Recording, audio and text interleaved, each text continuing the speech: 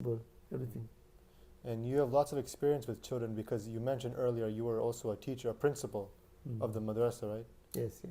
So talk about how you got that position. So in Lindi,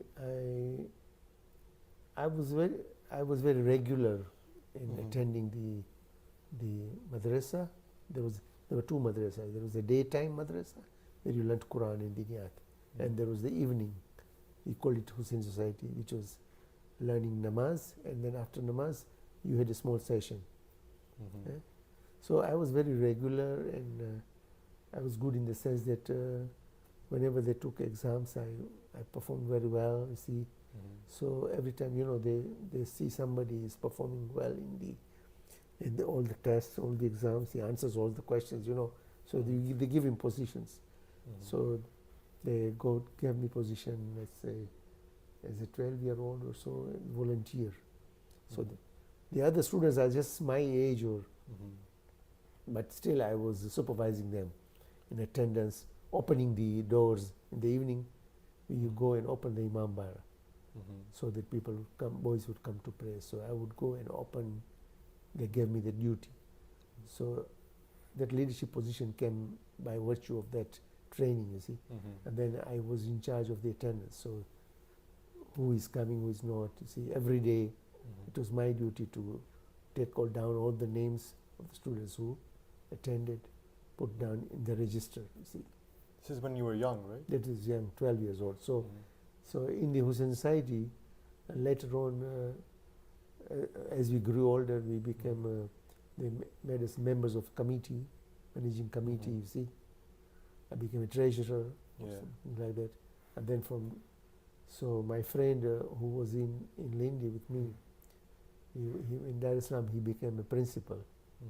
So when I moved to Dar es Salaam, he remembered that I was working in Lindi. So the first thing was to do, he says that you have moved now here, Dar es Salaam, you take over this position. So that was after my university. So he tried to request me to do that, and I was trying to avoid a lot. I was saying, okay, you continue remaining the president in Dar es Salaam, I will work behind the scenes, I will become your secretary. So for some time, behind the scenes I worked, although he said that I will just be nominal, I won't be working much. So he took up the position, and then suddenly when we said that, okay, now it is time ready to take up the head of the madrasa, then he resigned. So it was automatic, in fact. They used to, when I went to Dar es Salaam, they took me to the madrasa teachers' picnic, at the beach and everywhere you go. So in order to entice me to come and join the madrasa, they would take me to excursions and that stuff. So that's how I took up the position of madrasa, and I was teaching over there in madrasa in Lindi, so I continued teaching over here. And the experience of administration, it came just by nature, by itself, on itself. Okay, so when you were the principal, do you have any stories of when you were principal of anything, of a student doing something, or any story you have that's interesting? Stories in the sense that we were quite strict, and alhamdulillah, my students were mostly, they were good students. I don't remember much of the sense in that there's, of course, there was once some students in madrasa, they had these school exams. So they would cheat on the exams? No, examinations we would be strict because I would be helped by all the teachers. So I was strict in the sense that examination papers, sometimes I would type it myself at home, or I would go to my uncle's place, or at work. After work, I would stay and would ask the secretary to give me a typewriter and do it, or type it over there, the examination question paper. We used to print on stencils. We used to call them stencils, and then make copies from it in a machine, cyclostyling machine. And then, so I used to, in order to just to make sure that these papers are not leaked, you Mhm. see. So that was the extent to which I was used to go to make sure that the papers are leaked. One of the madrasa issues which I remember was the situation where the students, they refused to appear for exams.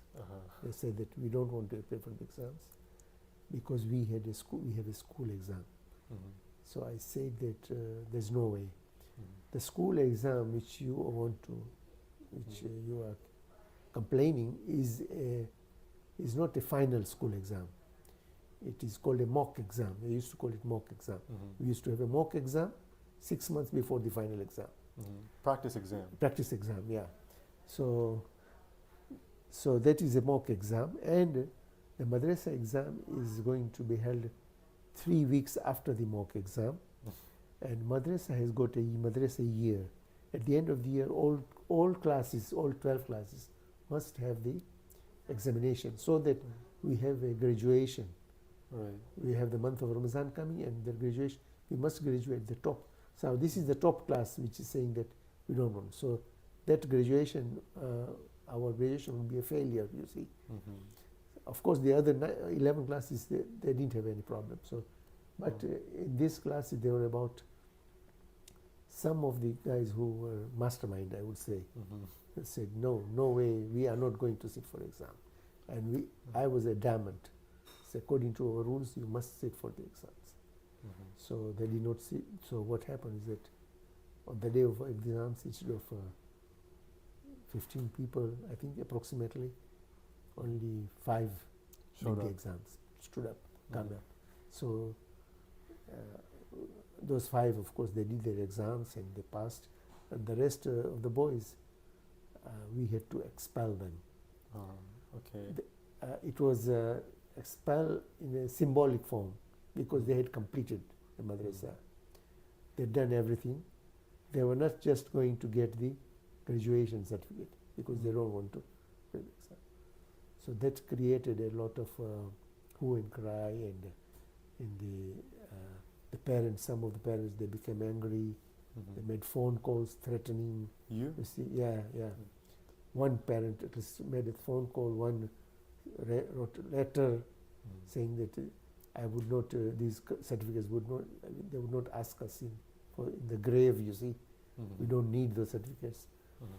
But the good thing is about these things is those boys, of course, are now adults and married and everything.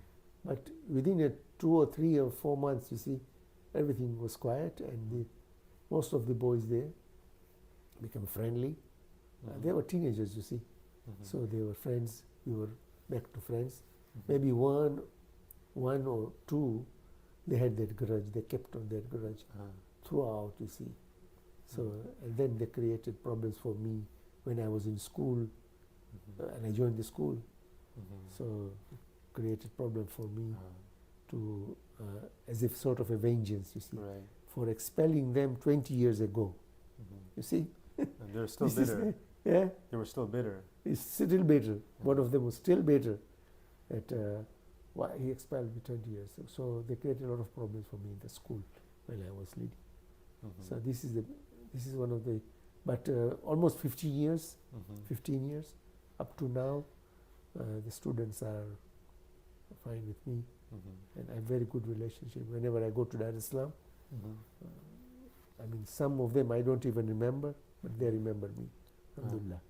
So if you could go back, would you still expel them? I would,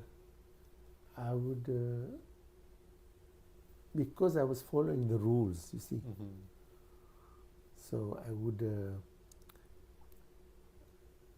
I probably not write a letter expelling them. Just do it quietly. Mhm. Because you're writing a letter saying that you are expelled, why they are not symbolically expelled. Mhm. You see, so that created.